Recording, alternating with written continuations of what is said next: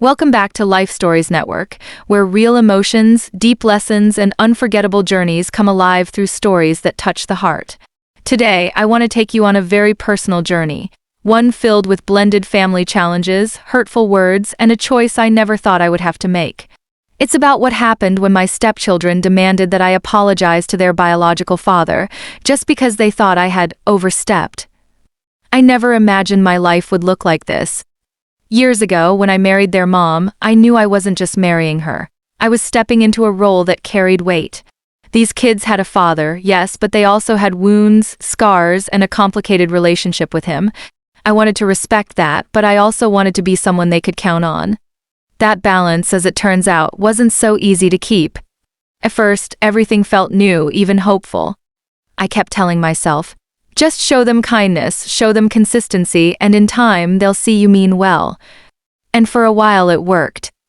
We shared dinners together, went to soccer games, even had nights where laughter filled the house. I thought maybe, just maybe, I had found my place in their world. But life has a way of teaching lessons when you least expect it. One evening, I had to step in during an argument. The kids were fighting about schoolwork and respect, and their mom was exhausted. I raised my voice, not in anger, but in authority. I laid down rules, consequences, and reminded them that we were a family, and families don't treat each other with disrespect. That's when I saw it. That flicker of defiance in their eyes. Not the normal teenage pushback, something deeper. Something that said, "You're not our dad. Who are you to tell us this?" The silence that followed burned. Days later, it came out. My stepdaughter looked me straight in the eye and said, "We want you to apologize to Dad.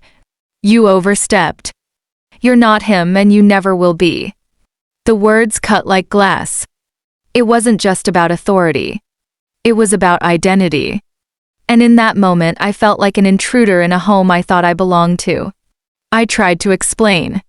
I told them I wasn't trying to replace their dad, just support them. But they didn't hear me. To them, every rule I enforced, every bit of advice I gave, was crossing a line.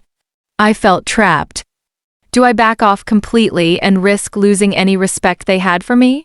Or do I hold firm and risk pushing them even further away? Their mother stood by me, but I could see the pain in her eyes too. She didn't want to choose sides, yet her children were demanding loyalty.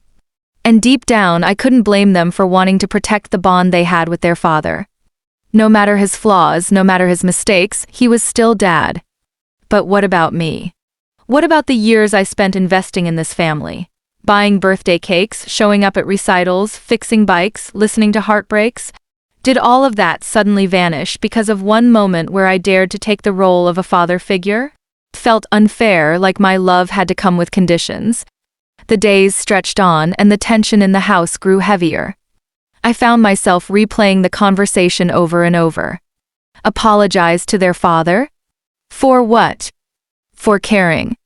For stepping up when he didn't? For trying to guide them when he wasn't around? Every part of me resisted. Yet every part of me also feared losing the fragile connection I had built.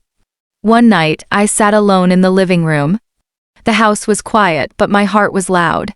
I thought about my own father, the way he raised me, the discipline, the love, the lessons that shaped me into the man I am.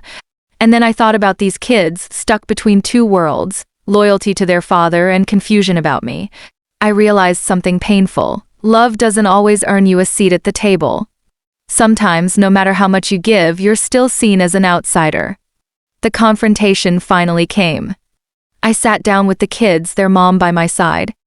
My voice shook, but I spoke with honesty. I told them, "I will never try to take your father's place. That's not who I am. But I will never apologize for loving you, for caring about your future, or for trying to teach you right from wrong. If that feels like overstepping, then I guess I'm guilty. But I can't be sorry for wanting what's best for you." The room went quiet. My stepdaughter's eyes welled up with tears, though she tried to hide it. My stepson looked away, but his shoulders softened. Their mom squeezed my hand, and for the first time in days, I felt a small release. Not forgiveness. Not complete understanding. But maybe the beginning of respect. I didn't call their father. I didn't issue an apology. Because I realized this was never about him. This was about us. About boundaries, loyalty, and the messy truth of blended families. Sometimes, no matter what you do, someone will feel threatened. But if your heart is in the right place, you have to stand firm. And that's what I did. I chose not to apologize, not out of pride, but out of love. Because in this family, I don't want to play roles. I just want to be real. Maybe one day they'll understand. Maybe they won't. But I'll keep showing up because love isn't about being accepted all the time. It's about staying even when it's hard. And that's a lesson I refuse to apologize for.